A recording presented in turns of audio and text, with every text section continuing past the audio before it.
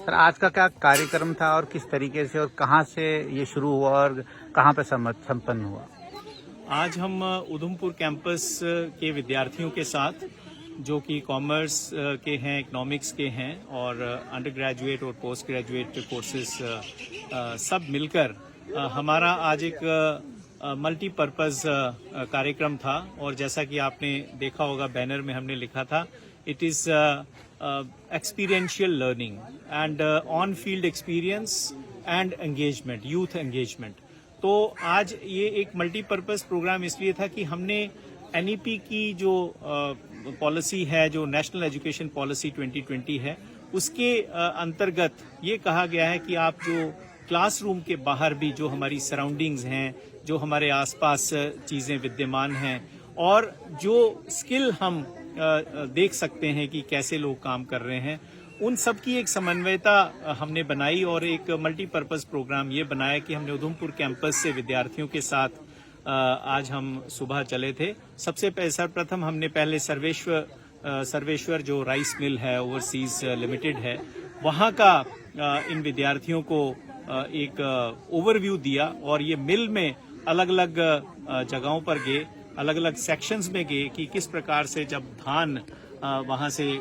Cut कर आता है और उसकी आगे क्या प्रोसेसिंग होती है और चावल जो हमारी किचन में पहुँचता है वो कैसे पहुँचता है। और साथ में इनका ये भी था कि हम आज युवा पीढ़ी को ये भी बताना चाहते हैं कि चावल खेतों में पैदा होता है, खेतों में बनता है, लेकिन जब उसकी आगे फाइनल प्रोसेसिंग होती है उसके लिए हमें मिल्स की ज़रूरत पड़ती है, उसकी शेलिंग करने के लिए, उसको पॉलिशिंग करने के लिए, सो दैट वो हमारे जब किचन टेबल पे जाता है तो वो खाने लायक बने। एक तो वो था। दूसरा, उसके बाद हमने एक और भी कहा था कि वो तो खाद्य सुरक्षा के बारे में हम क्या समझते हैं, उसके ऊपर भी उन्होंने बहुत अच्छे तरीके से वहाँ बच्चों को एक प्रेजेंटेशन भी दी और लेक्चर भी दिया और हमारे बच्चों ने भी उनके साथ बहुत अच्छे तरीके से इंटरेक्ट किया।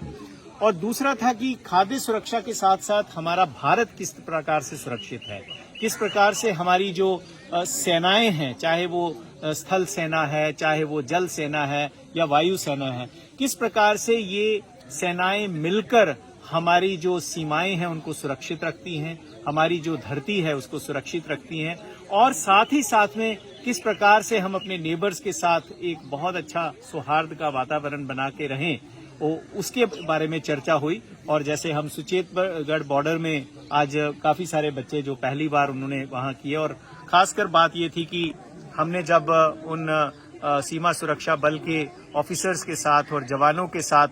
वार्तालाप किया तो उनका हौसला देखने वाला था। और सब लोग शांति की गुहार लगाते हैं, शांति की चाह रखते हैं, चाहे वो इस पार हो या उस पार हो, सब लोग सुखद जीवन की कामना करते हैं। उनके साथ इंटरेक्शन किया और फिर मुझे बहुत अच्छा लगा कि इन बच्चों ने एक सरप्राइज उनके लिए रखा था,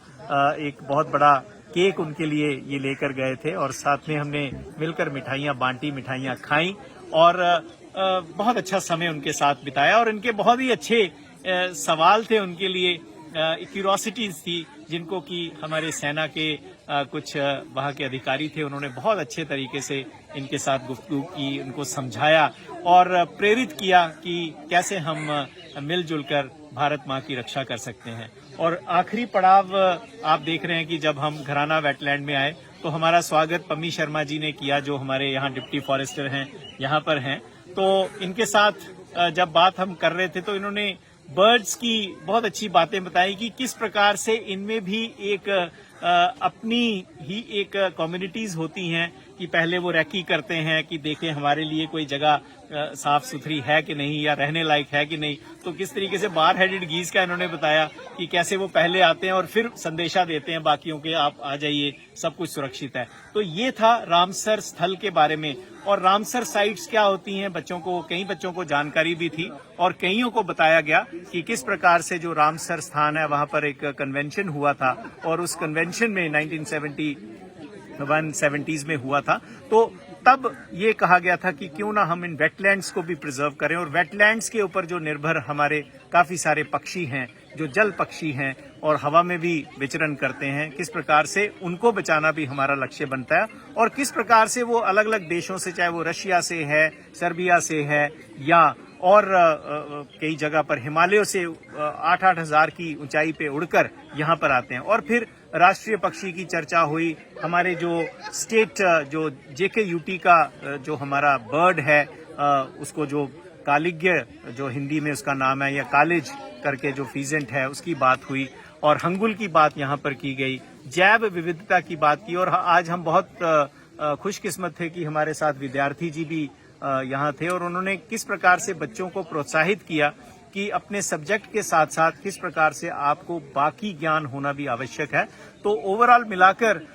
ऐसे जो ऑन फील्ड एक्सपीरियंसेस हैं ये हमारा पार्ट ऑफ करिकुलम हमने इसको बनाया है, अमंग्स बेस्ट प्रैक्टिसेस भी है और बच्चे बहुत लालायित रहते हैं, आतुर रहते हैं, उत्सुक रहते हैं कि हम क्लासरूम से भी बाहर निकलकर ऑन फील्ड जो एक्सपीरियंसेस हैं, ऑन फील्ड किस प्रकार से आर्द्रभूमि दिखती है, किस प्रकार से बर्ड्स आ रहे हैं, जा रहे हैं और किस प्रकार से उनका एक पूरा साइकिल होता है, एनुअल साइकिल होता है, कैसे वो आते हैं और कितनी वैरायटी के बर्ड्स यहाँ पर हैं, इन्हीं सब विषयों पर आज चर्चा की है। और मुझे लगता है कि आप लोग आज खुश हैं यहाँ पर सारे।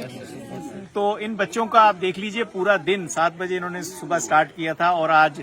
6:30 होने को है, लेकिन इनकी जो एनर्जी का लेवल है वो शायद उतना ही है और हम आशा करते हैं कि ये हमारे एम्बेसडर्स भी बनेंगे और जो जो आज यहाँ पर ये सीख रहे हैं ये अपने आगे उसको प्रफुल्लित करेंगे, प्रोत्साहित करेंगे और प्रेरणा देंगे कि आप क्लासरूम से भी बाहर निकलें और वहां पर प्रकृति बसती है उसके बारे में भी जानें। तो यही कुल मिलाकर आज हमारा कार्यक्रम था।